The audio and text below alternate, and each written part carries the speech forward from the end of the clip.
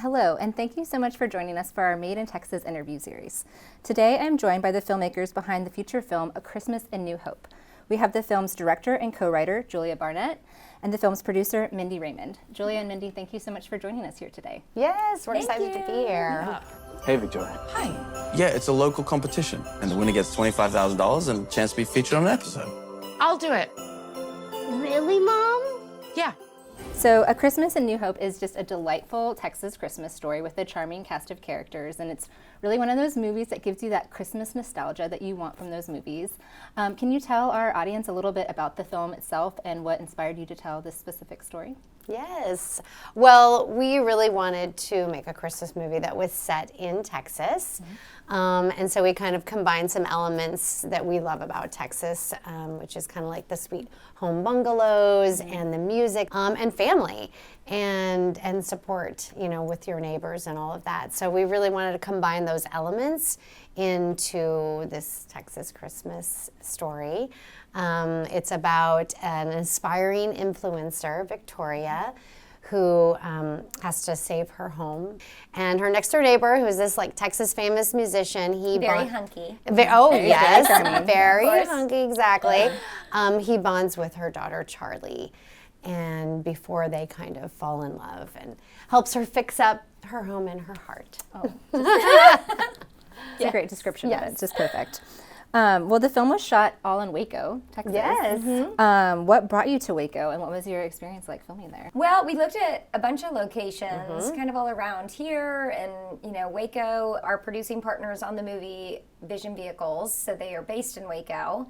So when they came on board to help us with the movie, it just obviously made sense to be up there. They've got a lot of connections and equipment, and you know, we're able to get the locations, and because we have two houses that need to be side by side, and once that location got secured, we're like, this obviously is it. Like, this is our place.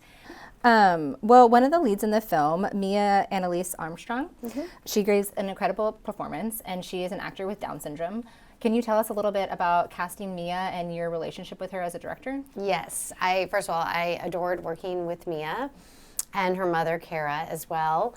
We had actually looked at some other actresses, and I reached out to an agent who represents children with disabilities, and so they sent us several auditions. And when I saw Mia's audition, I literally like burst into tears because it was exactly how I wrote her. And actually her mom said, she was like, I can't believe some of the things that her character said, like her character says really a lot and things like that, that's how she talks in real life. So it was kind of like she was coming to play herself, because also Charlie, the character Charlie, she like loves to do crafts, and you know, that's a big part of the story. And Mia is also like that, and she loves to draw and all of that. So Very that was, artistic. yeah. Yes. But it was one of those things when we both saw her, we're like, we were kind of comparing, you know, the audition tapes and looking back and forth, and we were like, who do you know, who's kind of on the top of your pick? And both of us, so it was unanimous. It was like immediate. We're just like, this is our Charlie. Like, she's just so perfect. Yeah, you kind of just like fall in love with that character throughout the movie. She's perfect. Yes. She nailed it. So there, you mentioned the music element too, which the other lead has a big, you know, musical component to it. Was that a lot of original music? Can you tell us a little bit about the scoring process and songwriting process? Yes. So the score was done by Curtis Heath, who lives in Fort Worth, and I've worked with him in the past. He actually did the score for Hellion, amazing musician.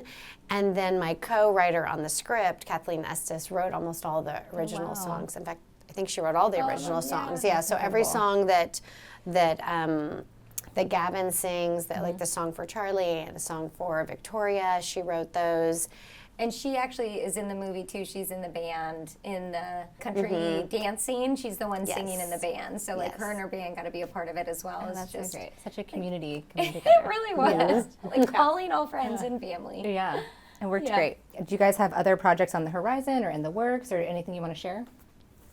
Yes. We so after A Christmas in New Hope, which is a holiday film, obviously, we promptly went into a horror film because that makes sense. Both ends of the spectrum. Yeah, I know. We shot the Christmas movie in March, horror film in July. So it was like a real kind of whiplash experience. Super fun, though. We just had a ball, I think, because it was definitely lower budget, a little bit grittier, fast and furious, run and gun kind of idea.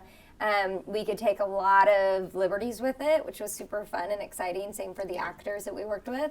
So that was called Texas Cult House. It premiered at the Austin Film Festival this year, opening night, which was super fun. So that will be coming to hopefully TVs near you soon. And then the anthology Texas Cult House 1989 will be filmed next year. Cool. Yeah. Awesome. Well, A Christmas in New Hope it's now available streaming on pretty much all platforms. Is that correct? Yes, it's on Amazon, Apple TV, Fandango, Google Play, and Roku, and it's coming to Tubi. Awesome. Wonderful. Yes. Well, Julia and Mindy, thank you so much for speaking with us today and making this incredible project here in Texas.